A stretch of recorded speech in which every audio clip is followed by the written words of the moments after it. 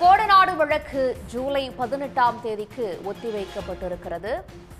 18ஆம் தேதிக்கு வழக்கை ஒத்திவைத்திருக்கிறது உதகை நீதிமன்றம். வழக்கில் குற்றம் சாட்டப்பட்டுள்ளவர்களில் சயான் மற்றும் ஜிதின் ஜாய் மட்டுமே ஆஜராகிய நிலையில் வழக்கு ஜூலை 18க்கு ஒத்திவைக்கப்பட்டிருக்கிறது. விவரங்களோடு இணைகிறார் எமது செய்தியாளர் சிவசாமி. 18ஆம் தேதிக்கு வழக்கு விசாரணை ஒத்திவைக்கப்பட்டிருக்கிறது. இன்றைய நிலையில் என்னென்ன விசாரணை நடைபெற்றது?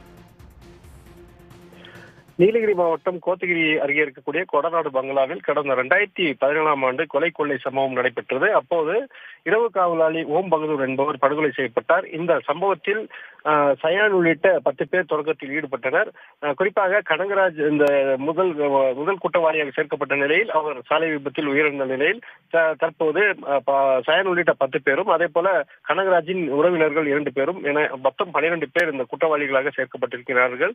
இது குறித்த வழக்கானது உதகையில் இருக்கக்கூடிய மாவட்ட அமர்வு நீதிமன்றத்தில் நடைபெற்று வந்த நிலையில் தொடக்கத்தில் இந்த வழக்கை சோலூர் முட்டல் போலீசார் விசாரணை நடத்தினர். அதனைத் தொடர்ந்து ஏடிஎஸ்பி கிருஷ்ணமூர்த்தி தலைமையிலான தனிப்படை போலீசார் விசாரணை நடத்திய நிலையில் கடந்த 2 ஆண்டுகளாக அந்த வழக்கானது சிபிசிஐடி போலீசார் விசாரணை நடத்தி வருகிறார்கள். இந்த நிலையில்தான் இன்றைய தினம் அந்த வழக்கு விசாரணையானது உதகையில் இருக்கக்கூடிய மாவட்ட அமர்வு நீதிமன்றத்தில் நீதிபதி முரளிதரன் முன்னிலையில் விசாரணைக்கு வந்தது. அப்போது குற்றம் சாட்டப்பட்டோர் தரப்பில் முதல் குற்றவாளியாக சேர்க்கப்பட்டிருக்கக்கூடிய சயான் மற்றும் அதே போல 10வது குற்றவாளியாக சேர்க்கப்பட்டிருக்கக்கூடிய ஜிதின் ஜாய் ஆகியோரும் ஆஜராகினர்.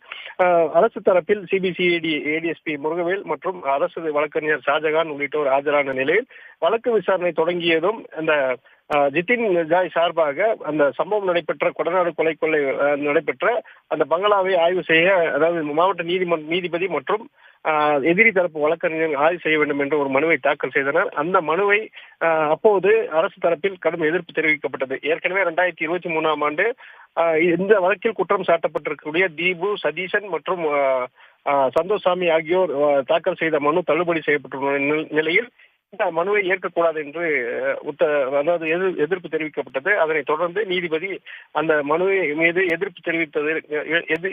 தங்களது எதிர்ப்பை எழுத்துப்பூர்வமாக சமர்ப்பிக்குமாறு உத்தரவிட்டிருந்த நிலையில்